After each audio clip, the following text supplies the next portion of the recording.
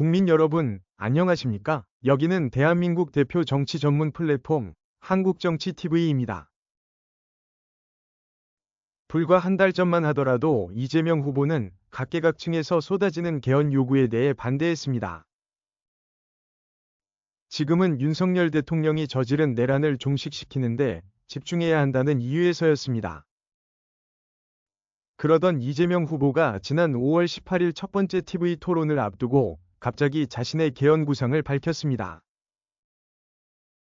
그러자 정계 주변에서는 개헌에 반대하던 이재명 후보가 개헌 구상을 내놓은 것은 긍정적이란 반응을 보이고 있습니다.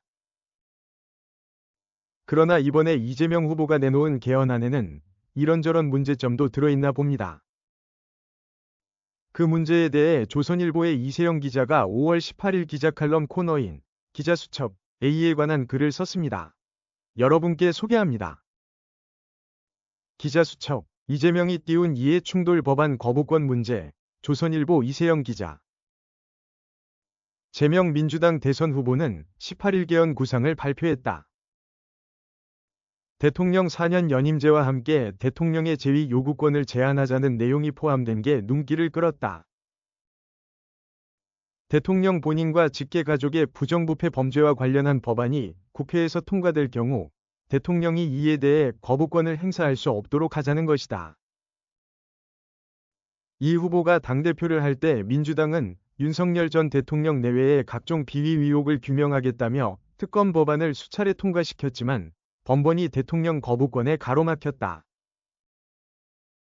그런 만큼 이 후보가 집권하면 대통령 관련 부패나 범죄를 수사하는 법안에 대해 거부권 행사를 불가능하게 헌법에 못을 박겠다는 뜻이다. 그런데 정작 민주당은 대선을 코앞에 두고 이 후보 관련 형사재판을 무력화하는 각종 법 개정을 추진하고 있다. 최근 대법원이 이 후보 선거법 사건에서 유죄 취지 판결을 선고하자 민주당은 이 후보의 혐의 자체를 처벌할 수 없게 선거법을 개정하려는 게 대표적이다. 이 법 개정안이 통과되고 이 후보가 대통령에 당선돼 거부권을 행사하지 않으면 이 후보는 면소 판결을 받아 범죄 자체가 없던 일이 된다.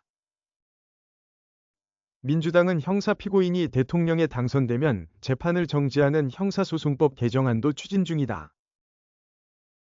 이 후보가 이 법안에 대해 거부권을 행사하지 않으면 그가 받고 있는 5건의 형사재판은 모두 정지된다.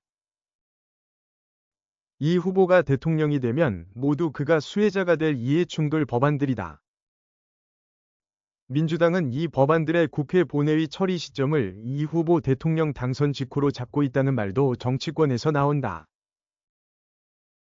새 정부에서 지명된 국무위원이 취임하기 전에 법안이 정부로 넘어올 경우 윤석열 정부 장관들로 구성된 국무회의에서 거부권 행사를 결의할 가능성이 있다고 보기 때문이란 것이다. 이 후보도 민주당의 이런 움직임을 말리지 않고 있다. 이 후보가 대통령이 되면 이 법안들에 대해 거부권을 행사하지 않을 것이란 관측이 나오는 까닭이다. 그러나 이 후보가 이날 밝힌 개헌 구상 취지대로라면 그가 대통령이 될 경우 자기 형사재판을 무력화하는 이 법안들에 대해 1호 거부권을 행사해야 한다.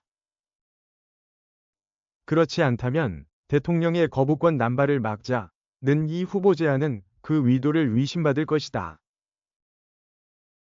시청해주셔서 감사합니다. 한국정치TV는 국내 최초로 탄생한 중립적, 객관적, 과학적, 불편부당한 독립정치 미디어입니다. 여러분의 구독과 알림, 자발적인 후원은 채널의 제작과 운영에 큰 힘이 됩니다.